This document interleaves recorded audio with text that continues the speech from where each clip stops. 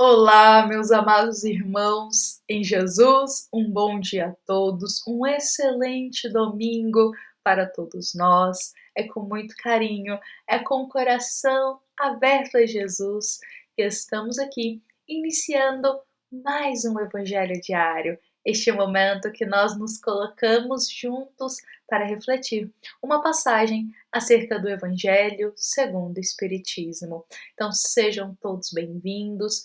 Estamos aqui todos unidos, juntos para aprender. Todos estamos aqui em busca de esclarecimento, de aprendizado e de esperança para a nossa vida.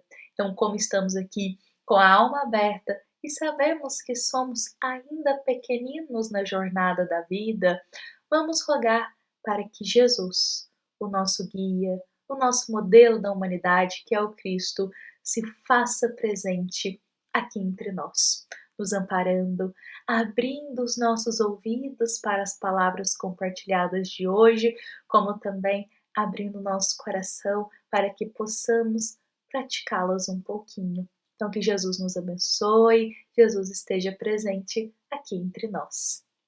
E bom, meus irmãos, hoje estamos aqui dando sequência essa passagem que estamos já há alguns dias dedicando tempo a ela, dedicando a retirar ali, a extrair todo o ensinamento que ela pode nos conceder. Esta passagem é do capítulo 16 do Evangelho segundo o Espiritismo, do item 14 deste capítulo, que é a passagem desprendimento dos bens terrenos. Então hoje nós vamos extrair aqui mais um trecho desta passagem de Lacordaire para conversarmos e também refletirmos nesta manhã de domingo. Então vejamos que o bom espírito, nesta passagem, ele vai trazer para nós um exemplo, quase que uma historinha, mas é um exemplo para a gente pensar. E hoje vai compartilhar aqui as palavras dele, esse exemplo que é como se fosse uma historinha, e vamos refletir sobre ele. Lacordaire vai contar o seguinte: um dos vossos amigos vos empresta uma certa quantia. Por pouco honesto que sejais, fazeis questão de lhe retribuir e ficais agradecidos com isso. Pois bem, essa a posição de todo homem rico. Deus é o amigo celestial que lhe emprestou a riqueza, não querendo para si mais do que o amor e o recolhimento do rico. Exige deste, porém, que a seu turno dê aos pobres, que são tanto quanto ele, seus filhos. Então, qual que é o exemplo, a historinha aqui que Lacordaire está contando para nós? Vamos supor que a gente tem um amigo e que que esse amigo vai nos emprestar uma certa quantia. Sendo um pouquinho honesto, a gente vai ter a consideração de agradecer esse amigo pela quantia que ele nos emprestou, como também a gente vai fazer questão de devolver aquilo que foi nos emprestado, certo? Por respeito e por honestidade. E Lacordaire faz um comparativo. Esse amigo é como se fosse Deus, que Deus nos empresta tudo que temos materialmente. Então, qual que é o nosso dever recebendo esse empréstimo de Deus? Fazer conforme a vontade divina. Devolver em que sentido? Proporcionar mais frutos com aquilo que recebemos, ter respeito e ter zelo. Esse é um dos nossos deveres com tudo que é material que nós recebemos.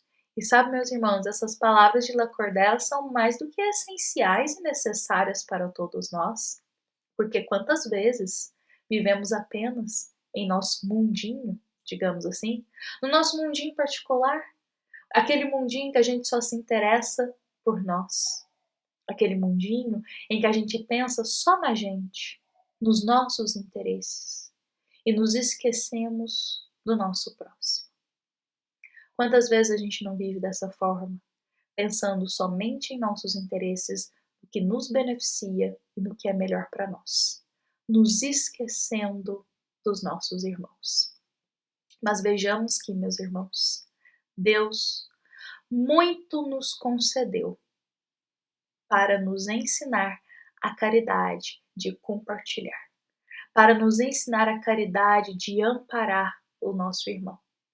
Então Deus nos convida a sair desse mundinho nosso de pensar somente em nós e a viver a caridade em todos os sentidos e aprender a compartilhar e aprender também a partilhar aquele tanto que Deus nos concedeu.